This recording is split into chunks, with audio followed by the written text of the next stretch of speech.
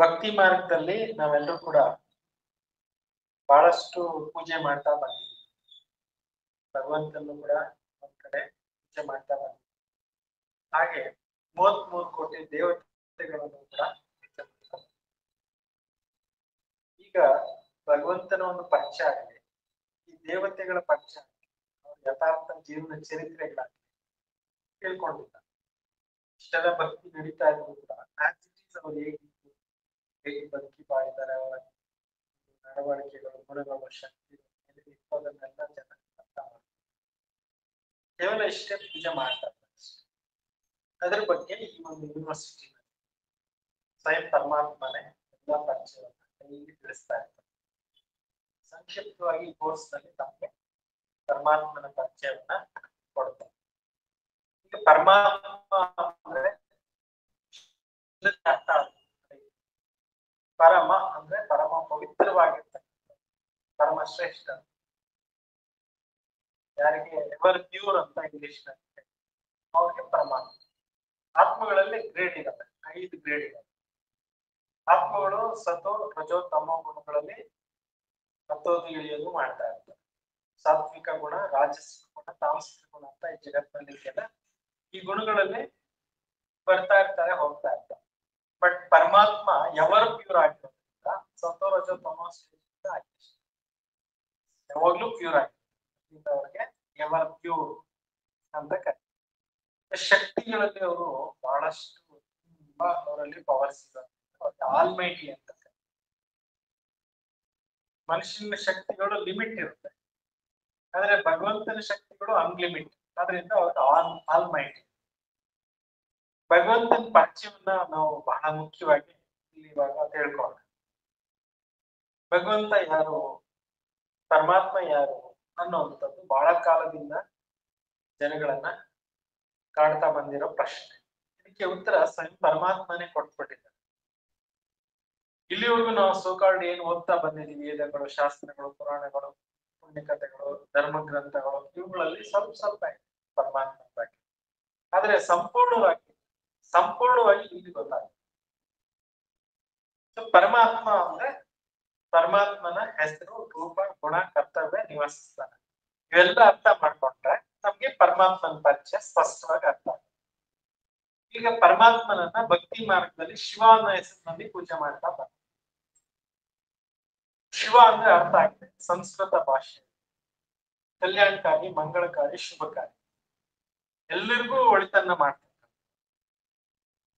ಎಲ್ಲರ ಕಲ್ಯಾಣ ಮಾಡ್ತಾರೆ, ಎಲ್ಲರ ಉನ್ನತಿ ಮಾಡ್ತಾರೆ. ಶಿವ ಅಂತ. ಆ ಶಿವನ ಸ್ವರೂಪ ಯಾವುದು? ಭಕ್ತಿ ಮಾರ್ಗದಲ್ಲಿ ಶಿವಾಲಯಗಳಲ್ಲಿ ಹೋಗ್ತೀವಿ, ಶಿವನ ಪೂಜೆ ಮಾಡಿ ಬರ್ತೀವಿ. ಶಿವಲಿಂಗದ ಮೇಲೆ 3 ವಿಭೂತಿ ಇಟ್ಟಿದ್ದಾರೆ, ಆ ಮಧ್ಯದಲ್ಲಿ ಬಿಂದು ಇಟ್ಟಿದ್ದಾರೆ. ಅದೇ ಬಿಂದುನ ಇಲ್ಲಿ ನಾವು ಪರಮಾತ್ಮನ ಸ್ವರೂಪವನ್ನ ತಿಳ್ಕೊಳಕ್ಕೆ ಈ ರೀತಿ ಮೂಲಕ ತಿಳ್ಕೊಳ್ಳೋ ಪ್ರಯತ್ನವನ್ನ ಮಾಡ್ತೀವಿ. ಪರಮಾತ್ಮನ ಒಂದು ಸ್ವರೂಪ ಒರಿಜಿನಲ್ ಜ್ಯೋತಿ ಸ್ವರೂಪ. ಅದಕ್ಕೆ ನೋಡಿ, ಯಾವುದೇ ಒಂದು ದೇವಸ್ಥಾನದಲ್ಲಿ ಪೂಜೆ ಮಾಡ್ಬೇಕಾದ್ರೆ ಮಂಗಳಾರತಿ ಹಚ್ತಾರೆ, ದೀಪ ಬೆಳಗಿಸ್ತಾರೆ, ಜ್ಯೋತಿ ಹಚ್ಚಿಸ್ತಾರೆ. ಮಂಗಳಾರತಿನೂ ಕೂಡ 3 ಸಲ ಸುತ್ತಾರೆ. ಆದ್ಮೇಲೆ ಪರಮಾತ್ಮನ ಸ್ವರೂಪ ಬೆಳಕಿನ ಸ್ವರೂಪ, ಗಾಡ್ ಇಸ್ ಲೈಟ್ ಅಂತ ಹೇಳಿ, ಪರಮಾತ್ಮ ಜ್ಯೋತಿರ್ಬಿಂದು ಸ್ವರೂಪ ಅಂತ ಹೇಳಿ. ಗುಣಗಳಲ್ಲಿ, ಶಕ್ತಿಗಳಲ್ಲಿ ಪರಮಾತ್ಮ ಘೋಷನಿದ್ದಂಗೆ ಶಾಂತಿಯ ಸಾಗರ, ಪ್ರೇಮದ ಸಾಗರ, ಆನಂದದ ಸಾಗರ, ದಯಾ ಸಾಗರ, ಕರುಣಾ ಸಾಗರ, ಪವಿತ್ರತಾ ಸಾಗರ. ಪ್ರತಿಯೊಂದು ಗುಣಗಳಲ್ಲಿ ಪರಮಾತ್ಮನಿಗೆ ಸಾಗರ ಜೊತೆಯಲ್ಲಿ ಹೋಲಿಕೆ ಮಾಡಿದ್ದಾರೆ. ಸಾಗರ ಬಹಳ ವಿಶಾಲವಾಗಿರುತ್ತೆ, ಕೊನೆನೇ ಇರಲ್ಲ. ಬೇಹದ್ ಅಂತ ಹೇಳಿ ಒಂದು ಲಿಮಿಟ್ ಇಲ್ಲ ಅದಕ್ಕೆ. ಇಲ್ಲಿ ನೋಡಿದ್ರು ಸಮುದ್ರ ಇದೆ. ವಿಶಾಲ ವಿಶ್ವದಲ್ಲಿ ಬಹಳ ಬೇಹದ್ದಾಗಿ ಆವರಿಸ್ಕೊಂಡಿರೋದು ಯಾವುದು? ಸಮುದ್ರ. ಹಾಗಾಗಿ ಭಗವಂತನಿಗೆ ಸಾಗರ ಜೊತೆಯಲ್ಲಿ ಹೋಲಿಕೆ.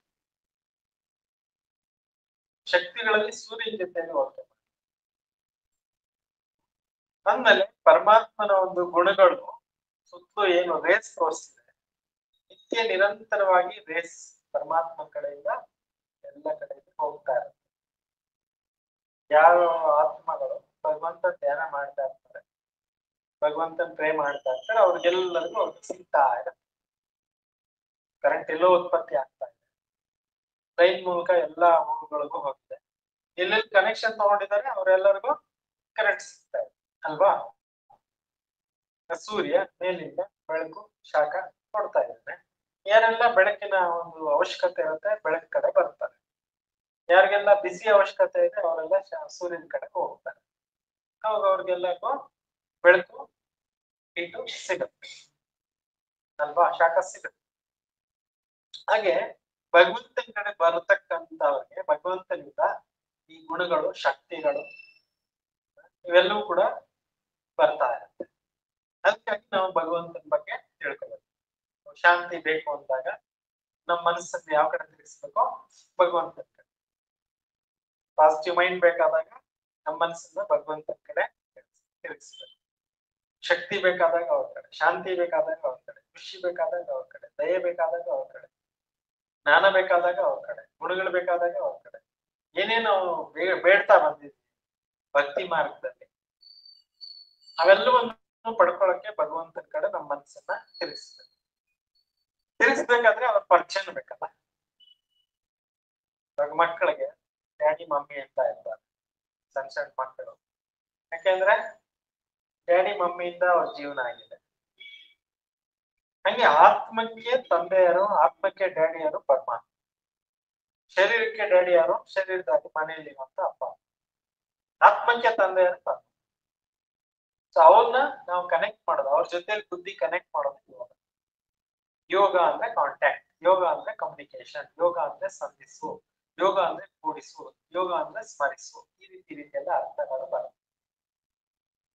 ಸೊ ಪರಮಾತ್ಮನ ಜೊತೆಯಲ್ಲಿ ನಾವು ಕನೆಕ್ಷನ್ ಜೋಡಿಸ್ಲಿಕ್ಕೆ ಪರಮಾತ್ಮ ಎಲ್ಲಿದ್ದಾರೆ ಅನ್ನೋದನ್ನು ಕೂಡ ತಿಳ್ಕೊಳ್ಳೋದು ಬಹಳ ಮುಖ್ಯ.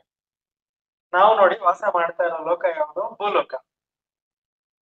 ದೇವತೆಗಳು ವಾಸ ಮಾಡ್ತಾ ಇರುವಂತ ಲೋಕ ಯಾವುದು, ಸೂಕ್ಷ್ಮ ಲೋಕ.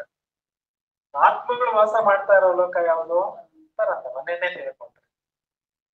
ಈಗ ಆತ್ಮಗಳ ತಂದೆ ವಾಸ ಮಾಡ್ತಾ ಇರುವಂತ ಲೋಕನು ಪರಧಾಮನೇ ಇರ್ಬೇಕಲ್ವಾ.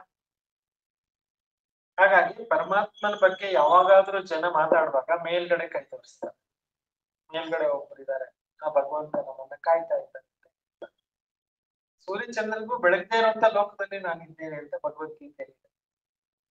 ಹಾಗಾಗಿ ಭಗವಂತ ಇರ್ತಕ್ಕಂಥ ಲೋಕ ಎಂದು ಪರಧಾಮ, ಶಾಂತಿಧಾಮ, ಮುಕ್ತಿಧಾಮ, ಪರಲೋಕ, ಬ್ರಹ್ಮಲೋಕ. ಈ ಲೋಕದಲ್ಲಿ ನಾವು ಆತ್ಮಗಳು ಈ ಜಗತ್ತಿನಲ್ಲಿ ಹುಟ್ಟಕ್ ಮುಂಚೆ ಇದ್ವಿ, ಮತ್ತೆ ಪರಮಾತ್ಮನು ಕೂಡ ಅಲ್ಲೇ ಇದ್ದಾರೆ. ಇದನ್ನ ಮರ್ತಿರೋ ಕಾರಣ ಪ್ರಪಂಚದಲ್ಲಿ ಅಲ್ಲಿ ಇಲ್ಲಿ ಜನ ಏನ್ ಮಾಡ್ತಾ ಇದ್ದಾರೆ, ಸುತ್ತಾಡ್ತಾರೆ. ಭಗವಂತನ ನೆನ್ಸಕ್ಕೆ, ಭಗವಂತನ ಪ್ರಾರ್ಥನೆ ಮಾಡಕ್ಕೆ ದೇವಸ್ಥಾನಗಳು ಕಟ್ಟಿಸ್ಕೊಂಡು ದೇವಸ್ಥಾನಗಳಲ್ಲಿ ತಿರುಗಾಡ್ತಾ ಇರ್ತಾರೆ. ಈಗ ಆ ಒಂದು ಭಗವಂತನ ಒಂದು ಕರ್ತವ್ಯಗಳು ಯಾವ್ದ್ಯಾವ್ದು, ಏನ್ ಮಾಡ್ತಾನೆ? ಇಂಗ್ಲಿಷ್ ನಲ್ಲಿ ನಾವು ಭಗವಂತನಿಗೆ ಗಾಡ್ ಅಂತ ಹೇಳ್ತೀವಿ. ಗಾಡ್ ಅಂದ್ರೆ ಏನು? Generator, operator, destroyer. GOD god, 3 spelling ಇದೆ. G ಅಂದ್ರೆ generator of righteous world, O ಅಂದ್ರೆ operator of righteous world, D ಅಂದ್ರೆ ಡೆಸ್ಟ್ರಾಯರ್ ಆಫ್ ವಿಶಿಯಸ್ ವರ್ಲ್ಡ್. ಅಂದ್ರೆ ಸ್ವರ್ಗದ ರಚನೆಕಾರ, ಸ್ವರ್ಗದ ಪರಿಪಾಲಕ, ನರಕದ ನಾಶ ಮಾಡೋದು. ಈ 3 ಕಾರ್ಯಗಳನ್ನ ಮಾಡಿಸುವಂತವ್ರಿಗೆ ಗಾಡ್. ಮಾಡೋರು ತ್ರಿಮೂರ್ತಿಗಳು, ಮಾಡಿಸೋರು ಯಾರು? ಪರಮಾತ್ಮ. Righteous world generation by Brahma, righteous world operated by Vishnu, destroyer of vicious world through Shankar.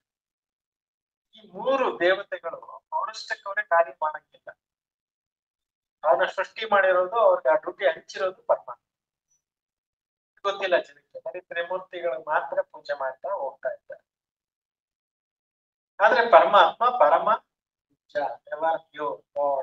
Light. ಆ ಲೈಟ್ ಯಾರ್ಯಾರು ಮೆಡಿಟೇಷನ್ ಮಾಡ್ತಾರೆ ಅವ್ರಿಗೆ ಬರುತ್ತೆ. ಮೆಡಿಟೇಷನ್ ಅಲ್ಲಿ ಕೂತ್ಕೊಂಡಾಗ ಅನುಭವಕ್ಕೆ ಬರುತ್ತೆ. ಮತ್ತೆ ಆ ಒಂದು ದೇವರು ಈ ಭೂಮಿ ಮೇಲೆ ಬರುವಂತ ದಿನ ಯಾವುದು? ಶಿವರಾತ್ರಿ. ಯಾವಾಗ ಈ ಪ್ರಪಂಚದಲ್ಲಿ ನೆಗೆಟಿವಿಟಿ ತುಂಬ ಹೋಗ್ಬಿಡುತ್ತೆ, ಪಾಪ ತುಂಬ ಹೋಗ್ಬಿಡುತ್ತೆ, ಅಧರ್ಮ ತುಂಬ ಹೋಗ್ಬಿಡುತ್ತೆ, ಅವಾಗ ಬರ್ತಾರೆ.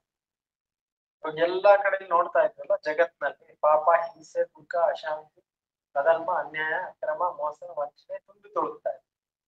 ಇದು ಅತಿಯಾಗಿರೋದ್ರಿಂದ ಇದನ್ನು ಓಡ್ಸಕ್ಕೆ ಭಗವಂತ ಬಂದ.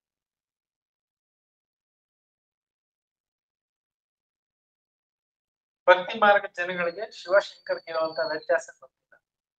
ಇಬ್ಬರನ್ನು ಒಂದೇ ತಿಳ್ಕೊಂಡ್ಬಿಟ್ಟಿದ್ದಾರೆ. ಈಗ ಬಂದ ಮೇಲೆ ಗೊತ್ತಾಗುತ್ತೆ ಶಿವನೇ ಬೇರೆ ಶಂಕರ. ಹೇಗೆ? ಶಿವ ಅಂದ್ರೆ ಲಿಂಗ, ಶಂಕರ ಅಂದ್ರೆ ತಪಸ್ವಿ. ಇವ್ರು ನೋಡಿ ತಪಸ್ಸು ಕೂತಿರ್ತಾರೆ, ಯಾವುದೇ ಚಿತ್ರದಲ್ಲಿ ನೋಡ್ರಿ. ತಪಸ್ಸು ಕೂತಿದ್ದಾರೆ ಅಂದ್ರೆ ಅವ್ರಿಗೂ ದೊಡ್ಡವರು ಹೋಗ್ತಾರೆ. ತಪಸ್ ಮಾಡೋರು ಯಾರು? ಶಂಕರ. ಮತ್ತೆ ಇವ್ರಿಗೊಂದು ಫ್ಯಾಮಿಲಿ ಇದೆ. ಫ್ಯಾಮಿಲಿ ಯಾರು? ಪಾರ್ವತಿ. ಅಂದ್ಮೇಲೆ ಇವ್ರ ಫ್ಯಾಮಿಲಿ ಇಡೀ ವರ್ಲ್ಡೇ ಒಂದು ಫ್ಯಾಮಿಲಿ. ಇಡೀ ವರ್ಲ್ಡ್ ಅಲ್ಲಿ ಇರ್ತಕ್ಕಂಥವ್ರೆಲ್ಲರೂ ಫ್ಯಾಮಿಲಿ ಮೆಂಬರ್ಸ್. ಎಲ್ಲರೂ ಕೂಡ ಇವ್ರ ಮಕ್ಕಳೇ. ವಸುದೈವ ಕುಟುಂಬಕಂ ಅಂತ ಹೇಳ್ತೀವಿ. ವಸುದೈವ ಕುಟುಂಬಕಂ ಅಂದ್ರೆ ವಿಶ್ವನೇ ಒಂದು ಕುಟುಂಬ. ಆ ವಿಶ್ವ ಎಂಬ ಕುಟುಂಬಕ್ಕೆ ಯಜಮಾನನೇ ಪರಮಾತ್ಮ. ಅರ್ಥವಾಯ್ತಾ? ಹಾಗಾಗಿ ಶಿವನೇ ಬೇರೆ, ಶಂಕರ ಬೇರೆ. ಶಿವ ಅಂದ್ರೆ ಅರ್ಥ ಆಗಿದೆ ಕಲ್ಯಾಣಕಾರಿ, ಮಂಗಳಕಾರಿ, ಶುಭಕಾರಿ. ಶಂಕರ ಅಂದ್ರೆ ವಿನಾಶಕಾರಿ. ಅವಾಗ ಹೇಳಿದ್ವಲ್ಲ, ತ್ರಿಮೂರ್ತಿಗಳ ಮೂಲಕ ಕಾರ್ಯ ಮಾಡಿಸೋರಿಗೆ ಪರಮಾತ್ಮ. ಕಂಬೈನ್ ಮಾಡ್ಕೊಂಡ್ ಬಿಟ್ಟಿರೋದ್ರಿಂದ ತ್ರಿಮೂರ್ತಿಗಳ ರಚನೆಕಾರ ಯಾರು ಅನ್ನೋದು ಜನಗಳಿಗೆ ಅರ್ಥ ಆಗ್ತಾ ಇಲ್ಲ. ಕಂಬೈನ್ ಅಂತ ತಿಳ್ಕೊಂಡ್ಬಿಟ್ಟಿದ್ದಾರೆ, ಎರಡು ಒಂದೇ ಅಂತ ತಿಳ್ಕೊಂಡ್ಬಿಟ್ಟಿದ್ದಾರೆ. ಆಕ್ಚುಲಿ ಭಗವಂತ ನಿರಾಕಾರ. ಈ ಜಗತ್ನಲ್ಲಿ ಧರ್ಮ ಸ್ಥಾಪನೆ ಮಾಡ್ಲಿಕ್ಕಾಗಿ ಸಾಕಾರದಲ್ಲಿ ಬರ್ತಾರೆ, ಹೊರಟೋಗ್ತಾರೆ. ಪರ್ಮನೆಂಟ್ ಇದೆ. ಈ ಪರಮಾತ್ಮನ ಒಂದು ಅವತರಣೀಯ ದಿನ ಯಾವುದು? ಶಿವರಾತ್ರಿ. ಪ್ರತಿ ವರ್ಷ ನಾವು ಹಬ್ಬಗಳನ್ನ ಆಚರಣೆ ಮಾಡ್ತೇವೆ. ಪ್ರತಿದಿನ ಭಾರತದಲ್ಲಿ ಒಂದಲ್ಲ ಒಂದೇನೋ ಒಂದು ಹಬ್ಬ ಹರಿದಿನ ಇದ್ದೇ ಇರುತ್ತೆ. ಆದ್ರೆ ಪ್ರತಿಯೊಂದು ಹಬ್ಬ ಹರಿದಿನಕ್ಕೆ ತನ್ನದೇ ಆದಂತ ಪ್ರಾಮುಖ್ಯತೆಗಳು ಇರುತ್ತೆ. ರಾಮ ಹುಟ್ಟಿದ ದಿನ ರಾಮನವಮಿ, ಕೃಷ್ಣ ಹುಟ್ಟಿದ ದಿನ ಕೃಷ್ಣಾಷ್ಟಮಿ. ಪ್ರತಿಯೊಂದು ದೇವತೆಗಳದ್ದು ಜನ್ಮದಿನಗಳನ್ನ ಮಾಡ್ತಾರೆ. ಅದೇ ತರ ಶಿವನ ಅವತರಣೆ ದಿನನೇ ಶಿವರಾತ್ರಿ. ಶಿವ ಆಗಮನ ಆಗಿ ಈ ಜಗತ್ನಲ್ಲಿ ಏನ್ ಮಾಡ್ತಾರೆ? ಮನುಷ್ಯರು ತುಂಬಿರುವಂತ ಅಜ್ಞಾನವೆಂಬ ಕತ್ತಲೆಯಿಂದ ಓಡಿಸ್ತಾರೆ. ಅದೇ ಶಿವರಾತ್ರಿ. ಶಿವರಾತ್ರಿಗೆ ಶಂಕರ ರಾತ್ರಿ ಅಂತ ಹೇಳಲ್ಲ. ಒಂದ್ ವೇಳೆ ಶಂಕರ ಶಿವ ಇಬ್ರು ಒಂದಿದ್ರೆ, ಒಂದೇ ಆಗಿದ್ರೆ ಶಂಕರ ರಾತ್ರಿ ಹೇಳ್ಬೋದಿತ್ತಲ್ಲ, ಹೇಳಲ್ವಲ್ಲ. ಏನ್ ಹೇಳ್ತೀವಿ? ಶಿವರಾತ್ರಿ, ಶಂಕರ ರಾತ್ರಿ ಹೇಳಲ್ಲ. ಆಮೇಲೆ ಶಿವರಾತ್ರಿ ರಾತ್ರಿ ಹೊತ್ತು ಮಾಡ್ತೀವಿ. ಬೇರೆ ಹಬ್ಬಗಳನ್ನೆಲ್ಲ ದಿನದಲ್ಲಿ ಮಾಡ್ತೀವಿ. ಎಲ್ಲಾ ದೇವತೆಗಳೆಲ್ಲ ಕೂಡ ಜನ್ಮ ತಾಳಿರೋದು ದಿನದಲ್ಲಿ. ಆದ್ರೆ ಶಿವನ್ ಬಂದಿರೋದು ಮಾತ್ರ ಯಾವ ರಾತ್ರಿ? ಸೂರ್ಯ ಇಲ್ಲದೆ ಇರೋ ರಾತ್ರಿ ಅಲ್ಲ, ಅಜ್ಞಾನ ಅಂಧಕಾರ ಮುಂಚ್ಕೊಂಡಿರುವಂತ ರಾತ್ರಿ. ಮನುಷ್ಯರಲ್ಲಿ ತಮೋ ಗುಣಗಳು ತುಂಬೋಗಿರೋಂತ ರಾತ್ರಿ, ಪಾಪ ವೃದ್ಧಿ ಆಗ್ಬಿಟ್ಟಿರುವಂತ ರಾತ್ರಿ, ಕಲಿಯುಗನೇ ರಾತ್ರಿ. ಭಗವಂತ ಹೇಳೋದು ಕಲಿಯುಗ ಯಾವಾಗ ಪೂರ್ತಿ ಘೋರ ಅಂಧಕಾರ ಆಗೋಗ್ಬಿಡುತ್ತೆ ಅವಾಗ ನಾನ್ ಬರ್ತೀನಿ. ಅದಕ್ಕೆ ಹೇಳ್ತಾರೆ ಜ್ಞಾನ ಸೂರ್ಯ ಪ್ರಕಟ, ಅಜ್ಞಾನ ಅಂಧಕಾರ ವಿನಾಶ. ಅಂದ್ರೆ ಜಗತ್ನಲ್ಲಿ ಜ್ಞಾನ ಸೂರ್ಯನ ಉದಯ ಆಗ್ತಾ ಇದ್ದಂಗೆ ಅಜ್ಞಾನ ಅಂಧಕಾರ ಎಲ್ಲ ಓಡೋದು. ಅದೇ ಶಿವರಾತ್ರಿ. ಈ ದಿನದಲ್ಲಿ ನಾವು ವಿಶೇಷವಾಗಿ ಉಪವಾಸ ಮತ್ತು ಜಾಗರಣೆ ಮಾಡ್ತೀವಿ. ಉಪವಾಸ ಅಂದ್ರೇನು? ಉಪ ಅಂದ್ರೆ ಹತ್ತಿರ, ವಾಸ ಅಂದ್ರೇನು? ಜೀವಿಸೋದು. ಯಾರ ಹತ್ರ ಜೀವಿಸ್ಬೇಕು ನಾವು? ಯಾರ ಹತ್ರ ವಾಸ ಮಾಡ್ಬೇಕು? ಭಗವಂತನಲ್ಲಿ ನಮ್ಮ ಮನಸ್ಸನ್ನ ಹೇಳೋದೇ ನಿಜವಾದ ಉಪವಾಸ. ಬಾಕಿ ಆರೋಗ್ಯ ದೃಷ್ಟಿಯಿಂದ ಉಪವಾಸ ಇರೋದು ಒಳ್ಳೇದೇ. ಸುಮಾರು ಕಡೆಗಳಲ್ಲಿ ಜನ ಉಪವಾಸ ಮಾಡ್ತಾರೆ. ಇವನ್ ಆರೋಗ್ಯ ಶಾಸ್ತ್ರನ ಹೇಳುತ್ತೆ, ಪ್ರಾಣಿಗಳು ಪಕ್ಷಿಗಳು ಕಾಯಿಲೆ ಬಂದಾಗ ಅವು ಊಟ ಮಾಡಲ್ಲ, ಸೆಲೆಕ್ಟ್ ಆಗಿ. ಅದೇ ಅವಕ್ಕೆ ಮೆಡಿಸಿನ್. ಅದಕ್ಕೆ ಲಂಗಣಂ ಪರಮೌಷಧ ಮಾಡ್ತಾರೆ. ಉಪವಾಸ ತುಂಬಾ ದಿವ್ಯ ಔಷಧಿ ಇದೆ. ಡಾಕ್ಟರ್ಸ್ ಕೂಡ ಇವಾಗ ಉಪವಾಸದ ಬಗ್ಗೆ ಹೇಳ್ತಾ ಇದ್ದಾರೆ, ಡೈಟಿಷಿಯನ್ಸ್ ಹೇಳ್ತಾ ಇದ್ದಾರೆ. ಹಾಗಾಗಿ ಆರೋಗ್ಯ ದೃಷ್ಟಿಯಿಂದ ಉಪವಾಸ ಇರೋದು ಒಳ್ಳೆ. ಅದನ್ನ ಹಬ್ಬ ಹರಿದಿನಗಳಲ್ಲಿ ಪದ್ಧತಿ ಮಾಡುದು. ದಿನ ಎಲ್ಲ ಉಪವಾಸ ಇರೋದು, ರಾತ್ರಿ ಎಲ್ಲ ಜಾಗರಣೆ ಮಾಡೋದು. ಜಾಗರಣೆ ಅಂದ್ರೆ ಏನರ್ಥ? ಆತ್ಮವನ್ನ ಜಾಗೃತವಾಗಿ ಇಟ್ಕೊಳ್ಳೋದೇ ಜಾಗರಣೆ. ಆತ್ಮ ಇವಾಗ ಕಲಿಯುಗದಲ್ಲಿ ಏನ್ ಮಾಡ್ತಾ ಇದೆ? ನಿದ್ದೆ ಮಾಡ್ತಾ. ಇದನ್ನ ಎಚ್ಚರಿಸ್ಕೊಳ್ಳೋದು, ಎಚ್ಚರ ಮಾಡ್ಕೊಳ್ಳೋದೇ ಜಾಗರಣೆ. ಅರ್ಥವಾಯ್ತಾ? ಈಗ ಶಿವನ ಬಗ್ಗೆ 5-6 ಪಾಯಿಂಟ್ಸ್ ಹೇಳಿದೆ. ನಾಮ ಶಿವ, ರೂಪ ಜ್ಯೋತಿರ್ಬಿಂದು, ಗುಣಗಳು ಎಲ್ಲ ಗುಣಗಳಲ್ಲಿ ಅವರು ಸಾಗರ, ಎಲ್ಲ ಶಕ್ತಿಗಳಲ್ಲಿ ಅವರು ಸಾಗರ. ಅವರು ತ್ರಿಮೂರ್ತಿಗಳಿಂದ ಸೃಷ್ಟಿ ಸ್ಥಿತಿ ಲಯ ಕಾರ್ಯಗಳನ್ನ ಮಾಡ್ತಾರೆ. ದಿವ್ಯ ಕರ್ತವ್ಯ ಸ್ಥಾಪನೆ ಪಾಲನೆ. ಆಮೇಲೆ ಅವ್ರು ಇರುವಂತ ಸ್ಥಳದ ಬಗ್ಗೆ ಹೇಳಿದೆ, ಪರಂಧಾಮ ಮೇಲೆ ಸೂರ್ಯ ಚಂದ್ರ ರಾಜ್ಯ. ಅವ್ರು ಬರೋ ದಿನ ಹೇಳಿದ ಶಿವರಾತ್ರಿ. ಹೀಗೆ ಪರಮಾತ್ಮನ ಪರಿಚಯವನ್ನ ನಾವು ತಿಳ್ಕೊಂಡಾಗ, ಪರಮಾತ್ಮನ ಕರ್ತವ್ಯಗಳನ್ನ ತಿಳ್ಕೊಂಡಾಗ, ಪರಮಾತ್ಮ ಯಾರು ಅಂತ ತಿಳ್ಕೊಂಡಾಗ ನಾವು ಕನೆಕ್ಟ್ ಮಾಡ್ಕೋಬಹುದು ನಮ್ಮ ಮನಸ್ಸನ್ನ, ಬುದ್ಧಿ. ಈಗ ನಿಮ್ಗೆ ಯಾರು ಪರಿಚಯನೇ ಇಲ್ಲ ಅಂದ್ರೆ ಅವ್ರ ಹತ್ರ ಹೋದ್ರೆ ಕೆಲಸ ಇಲ್ಲ. ಪರಿಚಯ ಆಯ್ತು, ಕೆಲಸ ಆಗ್ತಾ ಹೋಗುತ್ತೆ. ಏನ್ ಬೇಕಾದ್ರೂ ನೀವ್ ಹೇಳ್ಬೋದು ಅವ್ರಿಗೆ, ಯೋಗದಲ್ಲಿ ಕುತ್ಕೊಂಡು ಮೆಡಿಟೇಷನ್. ಒಂದೊಂದ್ ದಿವಸ ಒಂದೊಂದ್ ದೇವ್ರು, ಒಂದೊಂದ್ ಹಬ್ಬಕ್ಕೆ ಒಂದೊಂದ್ ದೇವ್ರು, ಒಂದೊಂದ್ ಗುಡಿಯಲ್ಲಿ ಒಂದೊಂದ್ ದೇವ್ರು ಇದ್ದಾರೆ. ಎಲ್ಲ ಗುಡಿಗಳಿಗೆ ಹೋಗ್ತಾ ಇದ್ವಿ, ಬರ್ತಾ ಇದ್ವಿ ಅಷ್ಟೇ. ಅವ್ರ ಜೊತೆಲೂ ಸರಿಯಾಗಿ ಪರಿಚಯ ಇಲ್ಲ. ಏನೋ ಹೋಗ್ಬೇಕು, ಹಿಂದಿನ ಕಾಲದ ಪದ್ಧತಿ, ಪೂಜೆ ಮಾಡ್ಬೇಕು, ನಮ್ ಧರ್ಮದಲ್ಲಿ ಹಿಂದೆ ಮಾಡ್ತಾ ಇದ್ವಿ. ಪರಿಚಯ ಇಲ್ಲ. ಪರಿಚಯ ಇಲ್ಲದೆ ಇರೋದ್ರಿಂದ ಏನಾಯ್ತು, ಕನೆಕ್ಷನ್ ಆಯ್ತು. ಇವಾಗ ಪರಿಚಯ ಸಿಕ್ಬಿಡ್ತು, ಕನೆಕ್ಟ್ ಆಗ್ತಾ ಇದೆ. ಇವ್ರಿಗೆ ಪರಿಚಯ ಸಿಕ್ತು, ಇವ್ರಿಗೆ ಪರಿಚಯ ಸಿಕ್ತು, ಸಂಸ್ಥೆಯಲ್ಲಿ ಎಲ್ರಿಗೂ ಪರಿಚಯ ಸಿಕ್ಕಿದೆ, ಎಲ್ಲರೂ ಕೂಡ ಏನ್ ಮಾಡ್ತಾ ಇದ್ದಾರೆ, ಯೋಗದಲ್ಲಿ. ಮೊದಲು ಅನೇಕ ನೆನಪು ಮಾಡ್ತಾ ಇದ್ರು, ಇವರು ಅನೇಕ ನೆನಪು, ಇವರು ಎಲ್ಲರೂ ಅನೇಕ ನೆನಪು ಮಾಡ್ತಾ ಇದ್ರು. ಇವಾಗ ಒಬ್ಬ ಪರಮಾತ್ಮನ ಬಗ್ಗೆ ಸ್ಪಷ್ಟವಾದಂತ ಕುಲಂಕುಷವಾಗಿರ್ತಕ್ಕಂಥ ಪರಿಚಯ ಸಿಕ್ಕೋಯ್ತು. ಇವಾಗ ಪರಿಚಯ ಆದ್ಮೇಲೆ ನೆನಪು ಮಾಡೋದು. ಅಡ್ರೆಸ್ ಇಲ್ದಿರ ಪೋಸ್ಟ್ ಕಾರ್ಡ್ ಹಾಕಂದ್ರೆ ಹೋಗುತ್ತಾ? ಪೋಸ್ಟ್ ಮ್ಯಾನ್ ಏನ್ ಮಾಡ್ತಾರೆ, ಅಡ್ರೆಸ್ ಹಾಕಿಲ್ಲ ಅಂತ ವಾಪಸ್ ಕಳಿಸ್ತಾರೆ. ಅಡ್ರೆಸ್ ಇದ್ರೆ ವಾಪಸ್ ಬರುತ್ತೆ, ಇಲ್ಲ ಅರ್ಧ ಆಗ್ತದೆ, ಡಸ್ಟ್ಬಿನ್ ಹೋಗುತ್ತೆ ಅಲ್ವಾ? ಇವತ್ತು ಯೋಗ ಕೂಡ ಹಂಗೆ ಆಗ್ಬಿಟ್ಟೆ. ಭಗವಂತನ ಜೊತೆಯಲ್ಲಿ ಕನೆಕ್ಟ್ ಆಗಕ್ ಆಗ್ತಾ ಇಲ್ಲ ಜನ. ಬಹಳಷ್ಟು ಜನ ಹೇಳ್ತಾರೆ ಮೆಡಿಟೇಷನ್ ಮಾಡ್ಬೇಕು, ಧ್ಯಾನ ಮಾಡ್ಬೇಕು ಅಂತ ಕೂತ್ಕೊಂತೀವಿ, ಹಾಗಾದ್ರೆ ಮನಸ್ಸು ಏಕಾಗ್ರ ಆಗೋದಿಲ್ಲ ಅಂತ ಹೇಳ್ತಿರ್ತಾರೆ. ಯಾಕೆ ಆಗೋದಿಲ್ಲ ಮನಸ್ಸು ಏಕಾಗ್ರತೆ? ಪರಿಚಯನೇ ಇಲ್ವಲ್ಲ. ಅಡ್ರೆಸ್ ಇಲ್ದಿರ ಪೋಸ್ಟ್ ಕಾರ್ಡ್ ತರ ಆಗೋಗ್ಬಿಟ್ಟಿದೆ ಯೋಗ ಮಾಡೋದ್ ಕಥೆಗಳು, ಧ್ಯಾನ ಮಾಡೋದ್ ಕಥೆಗಳು. ಈಗ ಇಲ್ಲಿ ಕ್ಲಿಯರ್ ಕಟ್ ಆಗಿ ಸ್ಪಷ್ಟವಾಗಿ ಪರಮಾತ್ಮನೇ ತನ್ನ ಪರಿಚಯನ ತಾನೇ ಕೊಡ್ತಿದ್ದ. ಭಗವದ್ಗೀತೆಯಲ್ಲಿ ನನ್ನನ್ನ ಋಷಿಗಳಾಗ್ಲಿ ದೇವತೆಗಳಾಗ್ಲಿ ಅರಿಯರು ಅಂತ. ಅಂದ್ರೆ ಸಾಧು ಸಂತ ಋಷಿಗಳು ಭಗವಂತನ ಬಗ್ಗೆ ಹಿಂದಿನ ಕಾಲದಲ್ಲಿ ಯಾರಾದ್ರೂ ಹೋಗಿ ಕೇಳಿದ್ರೆ ನಮ್ಗೆ ದೇವ್ರ ಬಗ್ಗೆ ಗೊತ್ತಿಲ್ಲ ಅನ್ಬಿಟ್ಟು, ದೇವಾದೇವತೆಗಳು ಅರಿಯರು ಅಂತ ಭಗವದ್ಗೀತೆಯಲ್ಲಿ ಸ್ಪಷ್ಟವಾಗಿ. ಹಾಗಾದ್ರೆ ಮತ್ತೆ ಇಷ್ಟು ಪ್ರಪಂಚದಲ್ಲೇ ಹೈಯೆಸ್ಟ್ ಅಂದ್ರೆ ದೇವತೆಗಳು ಋಷಿಗಳು. ಇವಾಗ ಅವ್ರಿಗೆ ಗೊತ್ತಿಲ್ಲ ಅಂದ್ರೆ ಮತ್ತೆ ಇನ್ಯಾರು ಗೊತ್ತು? ಅದಕ್ಕೆ ಪರಮಾತ್ಮನೇ ತನ್ನ ಪರಿಚಯವನ್ನು ತಾನೇ ಕೊಟ್ಟಿದ್ದಾರೆ. ಹೆಂಗ್ ಕೊಟ್ಟಿದ್ದಾರೆ ಮುಂದ್ ಬಂದು ತಿಳ್ಕೊಂತೀರ ಕ್ಲಾಸಸ್ ಕೋರ್ಸ್. ಈ ಕೋರ್ಸ್ ನಲ್ಲಿ ಇಷ್ಟೇ ತಿಳ್ಕೊಳ್ಳಿ, ಪರಮಾತ್ಮನಿಗೂ ನಮ್ಮ ಆತ್ಮಕ್ಕೂ ಏನ್ ಸಂಬಂಧ. ತ್ವಮೇವ ಮಾತಾಶ್ಚ ಪಿತಾ ತ್ವಮೇವ ಬಂಧುಶ್ಚ ಸಖ ಮಮದೇವ ದೇವ ಹೇಳ್ತೀವಲ್ಲ. ತಂದೆ ನೀನು, ತಾಯಿ ನೀನು, ಬಂಧು ನೀನು, ಬಳಗ ನೀನು, ಸಕಲವೂ ನೀನೆ ಅಂತ ಹೇಳ್ತೀವಲ್ಲ. ಯಾರಿಗೆ ಹೇಳ್ತಾ ಇರೋದು? ಸೊ ಇಲ್ಲಿ ಬಂದ್ಮೇಲೆ ಶಿವನಿಗೆ ಹೇಳ್ತಾ ಇರೋದು ಅನ್ನೋದು ಸ್ಪಷ್ಟವಾಗಿ ಅರ್ಥ. ಶಿವನಿಗೂ ನಮಗೂ ಹತ್ತಿರದ ಸಂಬಂಧ ಬಂದ್ಬಿಟ್ಟು, ಶಿವ ಯಾರೋ ನಮ್ಮ ಆತ್ಮಕ್ಕೆ ತಂದೆ. ಪ್ರತಿಯೊಬ್ಬ ಮನುಷ್ಯನಿಗೂ ಶರೀರ ತಂದೆ ಇದ್ದೇ ಇರ್ತಾರೆ. ಆತ್ಮಕ್ ತಂದೆಯನ್ನ ದೇವಸ್ಥಾನದಲ್ಲಿ ಹೋದಾಗ ಭಗವಂತ ತಂದೆ ಕಾಪಾಡ್ತಾರೆ ಅಂತ ಹೇಳ್ತಾರೆ. ಆದ್ರೆ ತಂದೆ ಅಂತ ಅನುಭವಗಳು ಆಗಲ್ಲ. ಇಲ್ಲಿ ಬಂದ್ಮೇಲೆ ಅನುಭವ ಆಗಕ್ ಸ್ಟಾರ್ಟ್ ಆಗುತ್ತೆ. ನಾವು ಪರಮಾತ್ಮನನ್ನ ಬಾಬಾ ಅನ್ನೋ ಶಬ್ದದಿಂದ ಪ್ರೀತಿಯಿಂದ ಬ್ರಹ್ಮಕುಮಾರ ಬಾಬಾ ಅಂದ್ರೆ ತಂದೆ, ಹಿಂದಿನಲ್ಲಿ ತಂದೆ. ಅನೇಕ ಇವತ್ತು ಪ್ರಪಂಚದಲ್ಲಿ ಹೆಸರುಗಳು ಬಾಬಾ ಅಂತ ಇಟ್ಕೊಂಡಿರ್ತಾರೆ, ಆದ್ರೆ ಅವ್ರ್ಯಾರು ಆತ್ಮಗಳಿಗೆ ತಂದೆ ಅಲ್ಲ. ಪವಾಡ ಪುರುಷರು ಇಟ್ಕೊಂಡಿದ್ದಾರೆ, ಯೋಗ ಗುರುಗಳು ಇಟ್ಕೊಂಡಿದ್ದಾರೆ, ಬೇಕಾದಷ್ಟು ಜನಕ್ಕೆ ಬಾಬಾ ಹೆಸರಿದೆ.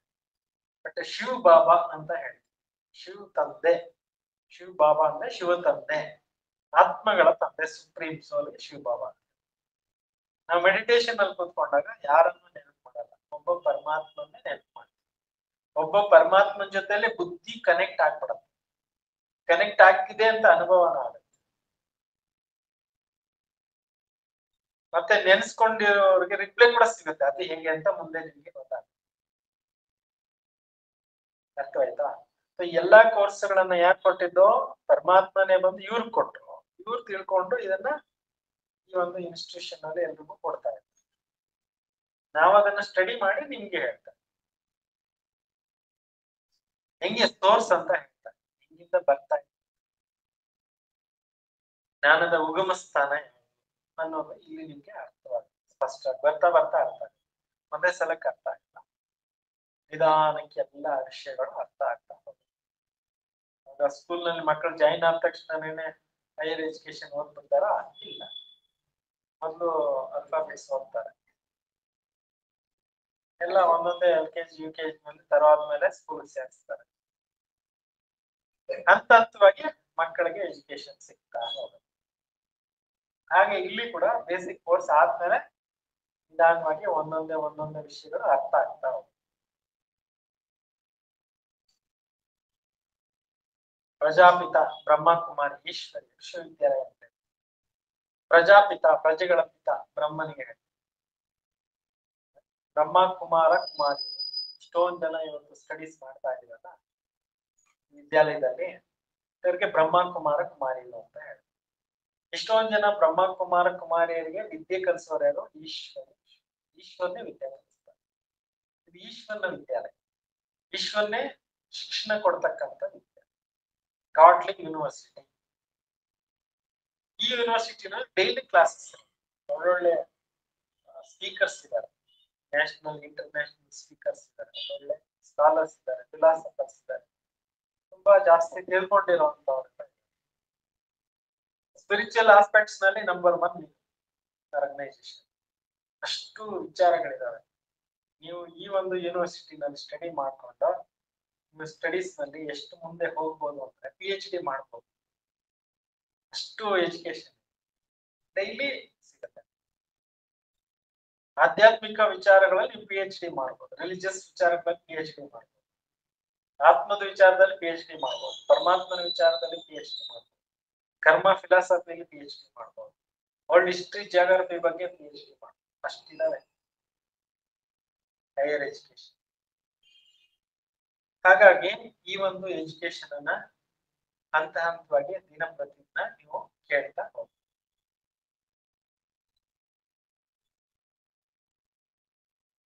ಈಗ ಪರಮಾತ್ಮನ ಬಗ್ಗೆ ಇನ್ನೊಂದ್ ಸ್ವಲ್ಪ ಹೇಳ್ಬೇಕು ಅಂದ್ರೆ, ಈಗ ಪರಮಾತ್ಮನ ವಿಚಾರದಲ್ಲಿ ಪ್ರಪಂಚದಲ್ಲಿ ನಾನಾ ಧರ್ಮಗಳಲ್ಲಿ ನಾನಾ ಹೆಸರಿನಿಂದ ಕರೀತಾರೆ.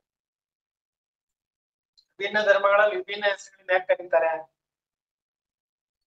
ವಿಭಿನ್ನ ಹೆಸರುಗಳು ಯಾಕಿದ್ದಾವೆ ಅಂದ್ರೆ, ಈಗ ಒಂದೇ ಭಾಷೆ ಇಲ್ವಲ್ಲ, ಭಾಷೆಗಳು ಹಲವಾರು ಇದೆಯಲ್ಲ, ದೇಶಗಳು ಹಲವಾರು ಇದೆಯಲ್ಲ, ಹಲವಾರು ದೇಶಗಳಿರೋದ್ರಿಂದ ಹಲವಾರು ಭಾಷೆಗಳಿರೋದ್ರಿಂದ ಹಲವಾರು ಭಾಷೆಗಳಲ್ಲಿ ಹಲವಾರು ಪ್ರೊನೌನ್ಸಿಯೇಷನ್ ಆಗಿದೆ. ಶಿವ ಅನ್ನುವಂಥದ್ದು ನಾವು ಸಂಸ್ಕೃತ ಭಾಷೆಯಲ್ಲಿ ಶಿವ ಅಂತ ಕರಿತೀವಿ, ಕನ್ನಡ ಭಾಷೆಯಲ್ಲೂ ಶಿವ ಇದೆ, ಅದನ್ನೇ ಈಶ್ವರ ಅಂತಾನು ಕರೀತೀವಿ. ಶಿವ ಈಶ್ವರ ಅರ್ಥ ಏನು? ಇವಾಗ ತಾನೇ ನೀವು ಕೇಳಿದ್ರಿ, ಶಿವ ಅಂದ್ರೆ ಕಲ್ಯಾಣಕಾರಿ, ಮಂಗಳಕಾರಿ, ಶುಭಕಾರಿ. ಈಶ್ವರ ಅಂದ್ರೇನು? ಈಶ್ವರ ಅಂದ್ರೆ ಒಡೆಯ, ಮಾಲೀಕ, ಅಧಿಪತಿ. ಶಿವ ಅಂದ್ರೆ ಅರ್ಥ ಏನು? ಈಶ್ವರ ಅಂದ್ರೇನು? ಒಡೆಯ, ಮಾಲೀಕ, ಅಧಿಪತಿ. ಇಡೀ ವಿಶ್ವಕ್ಕೆ ಮಾಲೀಕ, ಒಡೆಯ, ಅಧಿಪತಿ ಪರಮಾತ್ಮ. ಆ ಒಂದು ಶಿವನಿಗೆ ಹೆಸರುಗಳು ಬೇರೆ ಬೇರೆ ಯಾಕೆ ಬಂತು? ಇಂಗ್ಲಿಷ್ ಭಾಷೆನಲ್ಲಿ ನೀವು ದೇವ್ರ ಬಗ್ಗೆ ಮಾತಾಡಕ್ ಹೋದಾಗ ಅವ್ರು ಗಾಡ್ ಅಂತ. ಗಾಡ್ ಅಂದ್ರೆ ಸ್ಪೆಲ್ಲಿಂಗ್ 3, ಅದರ ಅರ್ಥ ಇವಾಗ ತಾನೆ ನೀವು ಕೇಳಿ. ಗಾಡ್ ಅನ್ನೋದು ಇಂಗ್ಲಿಷ್ ಶಬ್ದ. ಗಾಡ್ ಅನ್ನೋ ಇಂಗ್ಲಿಷ್ ಶಬ್ದನ ನೀವು ಸಂಸ್ಕೃತ ಭಾಷೆಯಲ್ಲೋ ಅಥವಾ ಕನ್ನಡ ಭಾಷೆಯಲ್ಲಿ ತರ್ಜಮೆ ಮಾಡಿದ್ರೆ ಶಿವ ಅಥವಾ ಈಶ್ವರ ಅಂತಾನೆ ಬರುತ್ತೆ, ದೇವರು ಅಂತ ಬರುತ್ತೆ. ದೇವರು ಅಂದ್ರೇನು? ದೇವರು ಅಂದ್ರೆ ದೇಹ ಇಲ್ಲದೆ ಇರೋನು, ವರ್ಣ ಇಲ್ಲದೆ ಇರೋನು, ರೂಪ ಇಲ್ಲ. ನಮ್ಮ ದೇಹಕ್ಕೆ ಏನಿದೆ? ರೂಪ ಇದೆ, ವರ್ಣ ಇದೆ, ಬ್ಲಾಕ್ಸ್, ವೈಟ್ಸ್ ಹೀಗೆಲ್ಲ ಹೇಳ್ತೀವಲ್ಲ. ಬಟ್ ದೇವರ ಒಂದು ರೂಪ ಯಾವುದು? ದೇವರ ಕಲರ್ ಯಾವುದು? ಮನುಷ್ಯನ ಶರೀರಕ್ಕೆ ರೂಪ, ಲಾವಣ್ಯ ಇವೆಲ್ಲ ಬರುತ್ತೆ. ದೇವ್ರ ರೂಪ ಯಾವುದು? ದೇವ್ರಿಗೆ ಯಾವ ರೂಪ ಇದೆ? ಜ್ಯೋತಿಷ್, ಅದಕ್ಕೆ ಲೈಟ್. ದೇಹ ಇಲ್ಲ, ವರ್ಣ ಇಲ್ಲ, ರೂಪ. ಹಾಗಾಗಿ ನಿರಾಕಾರ ಅಂದ್ಬಿಟ್ಟು. ನಿರಾಕಾರ ಅಂದ್ರೇನು? ಮನುಷ್ಯನ ಆಕಾರ ಇಲ್ಲ. ನಾವು ಚಿತ್ರಗಳು ಏನ್ ನೋಡ್ತಾ ಇದ್ವಿ, ಈ ಆಕಾರಗಳು. ಮತ್ತೆ ದೇವ್ರು ಹೆಂಗಿದ್ದಾರೆ, ದೇವ್ರು ನೋಡ್ಬೇಕು ಅಂತ ಬಹಳ ಜನ ಪ್ರಯತ್ನ ಮಾಡಿದ್ದಾರೆ ಜಗತ್ತ. ಅದರಲ್ಲಿ ವಿವೇಕಾನಂದ, ರಾಮಕೃಷ್ಣ ಪರಮಹಂಸ ಹತ್ರ ಹೋಗಿ ಕೂತ್ಕೊಂಡು ನನ್ ದೇವ್ರು ನೋಡ್ಬೇಕು ಆಸೆ ಇದೆ ಅಂತ. ಆವಾಗ ರಾಮಕೃಷ್ಣ ಪರಮಹಂಸ ಅವರ ಆಶೀರ್ವಾದ ಮಾಡಿ ಜ್ಯೋತಿ ಬಂದು ಅವರಲ್ಲಿ ಪ್ರವೇಶ ಆಯ್ತು ಅಂತ ಅವರ ಹಿಸ್ಟ್ರಿಯಲ್ಲಿ ಬರ್ತಿದೆ. ಲೈಟ್ ಜ್ಯೋತಿ ಸಾಕ್ಷಾತ್ಕಾರ. ಹಾಗೆ ಈಗ ಬೇರೆ ಬೇರೆ ಧರ್ಮಗಳಲ್ಲಿ ಏನೇನು ಹೆಸರುಗಳಿಂದ ಕರೀತಾರೆ ನೋಡೋಣ. ಈಗ ನೋಡಿ, ರಾಮೇಶ್ವರದಲ್ಲಿ ಈಶ್ವರ ಲಿಂಗನ ಸ್ಥಾಪನೆ ಮಾಡಿದ್ದಾರೆ. ಇವತ್ತು ಕೂಡ ರಾಮೇಶ್ವರ ದೇವಸ್ಥಾನದಲ್ಲಿ ಲಿಂಗ ಇದ್ದೇ ಇದೆ, ಪೂಜೆ ಮಾಡ್ತಾರೆ. ಅಮರನಾಥದಲ್ಲಿ ಮಂಜಿನಿಂದ ಲಿಂಗ ತಯಾರಾಗುತ್ತೆ. ಅಮರನಾಥ ದರ್ಶನಕ್ಕೆ ಹೋಗ್ತಾರೆ, ಬಹಳ ಕಷ್ಟದಿಂದ ಹೋಗುವಂತ ಯಾತ್ರೆ ಇದು. ಅದೇ ರೀತಿ ಕಾಶಿನಲ್ಲಿ ವಿಶ್ವನಾಥ ಅನ್ನೋ ಹೆಸರಿನಲ್ಲಿ ಪೂಜೆ. ಹಾಗೆ ಸೋಮನಾಥ ಅತಿ ಹೆಚ್ಚು richest temple in the world ಇದ್ದಿದೆ. ಇವಾಗಿಲ್ಲ, ಮೊದಲು ಏನ್ಷಿಯಂಟ್ ಪೀರಿಯಡ್ಸ್ ರಾಜ ವಿಕ್ರಮಾದಿತ್ಯ ವಜ್ರದ ಲಿಂಗನ ಸ್ಥಾಪನೆ ಮಾಡಿ ಕಾಸ್ಟ್ಲಿಯೆಸ್ಟ್ ವಜ್ರಗಳು. ಆ ಒಂದು ದೇವಸ್ಥಾನ ಕಾಸ್ಟ್ಲಿಯೆಸ್ಟ್ ಯಾಕೆ ಅಂದ್ರೆ ಟೋಟಲ್ ಗೋಲ್ಡ್ ಅಲ್ಲಿ ಕಟ್ಟಿದೆ. ಮಂದಿರನೇ ಪೂರ್ತಿ ಗೋಲ್ಡ್ ಅಲ್ಲಿ ಕಟ್ಟಿದೆ. ಅಲ್ಲಿ ಲಿಂಗ ಇದೆ. ಪಶುಪತಿನಾಥ್ ನಲ್ಲಿ ಹೋಗಿ ಅಲ್ಲಿ ಕೂಡ ಲಿಂಗ ಇದೆ. ಈ ಹಿಂದೂ ಟೆಂಪಲ್ಸ್ ನಲ್ಲೆಲ್ಲ ಕಡೆ ಲಿಂಗನೇ ಇದೆ. ಅದನ್ನೇ ಪರಮಾತ್ಮ ಅನ್ನುವಂತ ಒಂದು ಕಾನ್ಸೆಪ್ಟ್ ಅನ್ನ ಬೇರೆ ಬೇರೆ ಧರ್ಮದಲ್ಲಿ ಬೇರೆ ಬೇರೆ ಹೆಸರಿಂದ ಕರೀತಾರೆ. ಏಕ್ ಓಂಕಾರ, ನಿರಾಕಾರ. ಓಂ ಅಂದ್ರೆ ಆತ್ಮದ ಆಕಾರ, ಓಂ ಅಂದ್ರೆ ಅಯಾಮ್ ಆತ್ಮ ಅಂತ. ಓಂಕಾರ, ಏಕ್ ಓಂಕಾರ ನಿರಾಕಾರ ಅಂತ ಸಿಖ್ರಲ್ಲಿ ಧರ್ಮಗುರು ಗುರುನಾನಕ್ ಹೇಳಿದ್ರು. ಸತ್ನಾಮ್, ಸತ್ಪುರುಷ, ಕಾಲ್ ಅನೇಕ ಹೆಸರುಗಳಿಂದ ಅವರು ಪ್ರೇಯರ್ಸ್ ಅನ್ನ ಮಾಡ್ತಾರೆ. ಜೀಸಸ್ ಗಾಡ್ ಇಸ್ ಲೈಟ್ ಅಂತ ಕರೀತಾರೆ. ಪರಲೋಕದಲ್ಲಿರುವ ನನ್ನ ತಂದೆಯನ್ನ ಪ್ರಾರ್ಥನೆ ಮಾಡೋಣ, ಯೆಹೋವನನ್ನ ಪ್ರಾರ್ಥನೆ ಮಾಡೋಣ ಅಂತ ಚರ್ಚ್ಗಳ ಮೇಲೆ ಬರ್ದಿರ್ತಾನೆ. ಯೆಹೋವ ಹೆಂಗಾಯ್ತು? ಶಿವ ಅನ್ನೋದು ಯೆಹೋವ ಆಗೋಯ್ತು. ಪ್ರೊನೌನ್ಸಿಯೇಷನ್ ಮಿಸ್ಟೇಕ್ಸ್, ಭಾಷೆ ಬೇರೆ ಬೇರೆ ಆಗಿದೆ. ಈಗ ಬೇರೆ ಧರ್ಮಗಳಲ್ಲಿ ಬೌದ್ಧಿಸಂ ನಲ್ಲಿ ದಿವ್ಯ ಜ್ಯೋತಿ ಅಂತ ಒಂದು, ಅಲ್ಲಿ ಜಪಾನ್ ನಲ್ಲಿ ಕೂಡ ಒಂದು ಸ್ಟ್ಯಾಂಡ್ ಇಟ್ಕೊಂಡು ಅದನ್ನು ಚಿಕ್ಕದೊಂದು ಕಲ್ಲು ಇಟ್ಕೊಂಡು ಪ್ರೇಯರ್ ಮಾಡ್ತಾರೆ. ಇವರು ಮಕ್ಕಾನಲ್ಲಿ ಕಾಬಾ ಅಂತ ಒಂದು ಇಟ್ಕೊಂಡಿದ್ದಾರೆ. ಅಲ್ಲಾ ಅಂತಾರೆ, ಖುದಾ ಅಂತಾರೆ ಮುಸಲ್ಮಾನರು. ಹಾಗಾಗಿ ಇಡೀ ದೇಶದಲ್ಲಿ, ಇಡೀ ವಿಶ್ವದಲ್ಲಿ, ಜಗತ್ನಲ್ಲಿ ಎಲ್ಲ ಕಡೆಯಲ್ಲಿ ಕೂಡ ನಿರಾಕಾರ ತತ್ವನೇ ಪೂಜಿಸ್ತಾರೆ. ಭಗವಂತ ನಿರಾಕಾರ ಹೌದು. ಸಾಕಾರ ಯಾವಾಗ ಆಗ್ತಾರೆ? ಈ ಜಗತ್ತಿಗೆ ಬಂದಾಗ ಸಾಕಾರ. ಜಾಸ್ತಿ ಓದ್ತಿರಲ್ಲ ಸಾಕಾರ.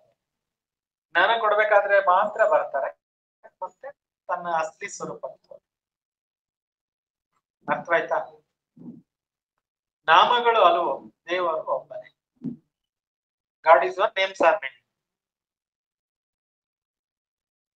One god, one world family. ಈ ಜಗತ್ತೇ ಒಂದು ವಿಶ್ವ ಕುಟುಂಬ. ಈ ವಿಶ್ವ ಕುಟುಂಬಕ್ಕೆ ಭಗವಂತ. ನಾವೆಲ್ಲ ಆತ್ಮಗಳು. ಆತ್ಮಗಳಲ್ಲಿ ಗ್ರೇಡ್ ಇದೆ: ದೇವಾತ್ಮ, ಧರ್ಮಾತ್ಮ, ಮಹಾತ್ಮ, ಪುಣ್ಯಾತ್ಮ, ಪಾಪ. 5 ತರ ಗ್ರೇಡ್ಸ್. ಈ ಜಗತ್ತಿನಲ್ಲಿರುವ ಎಲ್ಲರನ್ನ ನೀವು ಗ್ರೇಡ್ ಇಂಗಿಡಿಸಿದ್ರೆ ಇಷ್ಟೇ. ಈ ಆತ್ಮಗಳಿಗೆಲ್ಲ ತಂದೆನೇ ತಾಯಿ. ಮತ್ತೆ ಈ ಜಗತ್ತೇನ್ ನಡೀತಾ ಇದೆ, ಇದೊಂದು ನಾಟಕ. ಅದ್ರ ಬಗ್ಗೆ ನಾಳೆ ವರ್ಲ್ಡ್ ಡ್ರಾಮಾ.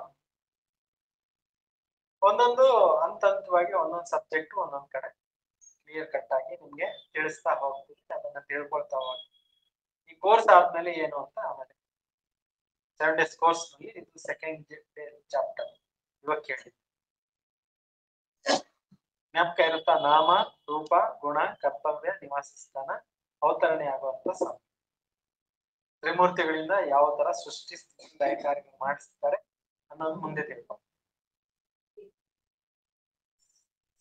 ಯಾವಾಗ ಅವತಾರ ತೆಗೆದುಕೊಂತಾರೆ ಅದನ್ನು, ಶಿವರಾತ್ರಿ ಅಂದ್ರೆ ಏನು ಅದನ್ನು ತಿಳ್ಕೊಂಡು, ಹೀಗೆ ಒಂದೊಂದು ಹಂತವಾಗಿ ಎಲ್ಲ ವಿಚಾರಗಳನ್ನ ತಿಳ್ಕೊಂಡು ಆಮೇಲೆ ಮುರುಳಿ ಅಂತ ಹೇಳ್ತಾರೆ. ಅದ್ ಹೆಂಗೆ ಅಂತ ಆಮೇಲೆ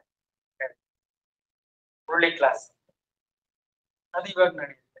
ಈಗ ಅರ್ಥ ಆಗಿಲ್ಲ, ಸ್ವಲ್ಪ 5 ವರ್ಷನ್ಸ್. ಹಾಗಾಗಿ ಈಗ ಸ್ವಲ್ಪ ಹೊತ್ತು ಮೆಡಿಟೇಷನ್ ಮಾಡೋಣ, ಆಮೇಲೆ ತಗೋಬಹುದು.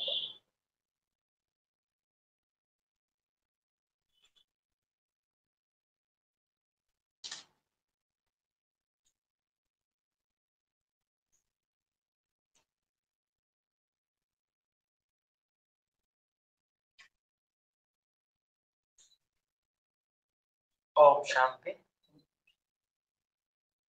ಎಲ್ಲರೂ ಆತ್ಮಸ್ಥಿತಿಯಲ್ಲಿ ಕುತ್ಕೊಳ್ಳೋಣ. ಗಮನಿಸ್ಕೊಳ್ಳಿ, ಈ ಶರೀರದ ಭ್ರೂಮಧ್ಯ ಸ್ಥಾನದಲ್ಲಿ ಈ ಶರೀರವನ್ನ ನಡೆಸ್ತಕ್ಕಂತಹ ಚೈತನ್ಯ ಶಕ್ತಿ ಆತ್ಮ ಇದೆ.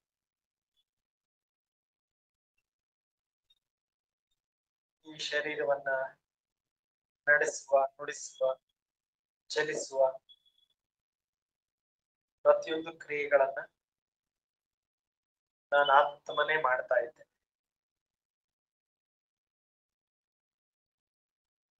ನಾನು ಆತ್ಮನೇ ಇಲ್ಲ ಅಂದ್ರೆ ಈ ದೇಹ ನಿಷ್ಕ್ರಿಯ ಆಗ್ಬಿಡುತ್ತೆ. ನಾನು ಆತ್ಮ ಅತಿ ಸೂಕ್ಷ್ಮ ಚೈತನ್ಯ ಶಕ್ತಿ.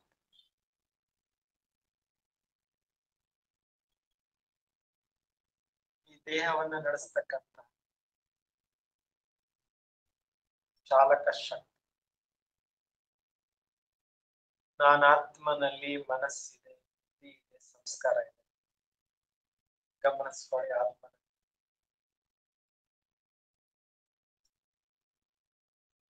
ಮೆದುಳಿನ ಮಧ್ಯಭಾಗದಲ್ಲಿ ಹೈಪೋಥಾಲಮಸ್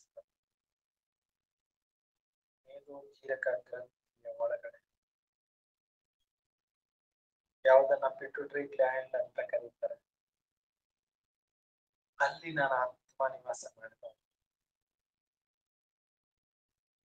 ಬುರುಕುಟಿಯ ಸಿಂಹಾಸನ ನಾನು ಆತ್ಮ ವಾಸ ಮಾಡ್ತಾ ಇರ್ತಕ್ಕಂಥ ಚೈತನ್ಯ ಶಕ್ತಿ.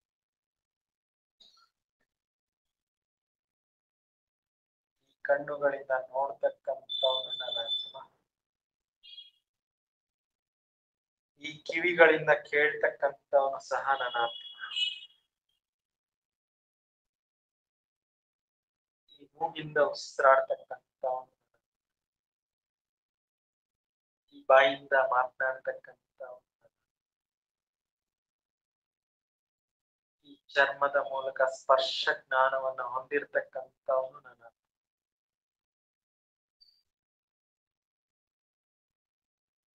ಮನಸ್ಸಿನಿಂದ ಆಲೋಚನೆ ಮಾಡ್ತೇನೆ,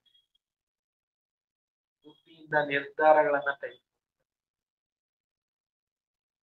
ಸಂಸ್ಕಾರದಲ್ಲಿ ನೆನಪುಗಳನ್ನ ಉಳಿಸ್ಕೊಳ್ತೇನೆ. ನಾನು ಆತ್ಮ ಈ ದೇಹವನ್ನ ಮರೆತು ಬುದ್ಧಿಯ ಮೂಲಕ ಪರಮಧಾಮಕ್ಕೆ ಹಾರ್ತಾ ಇದ್ದೇನೆ.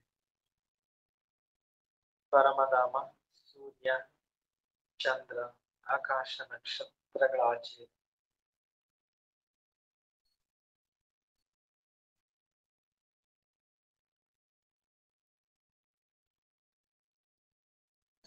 ಯಾವುದನ್ನ ಶಾಂತಿಧಾಮ ಅಂತ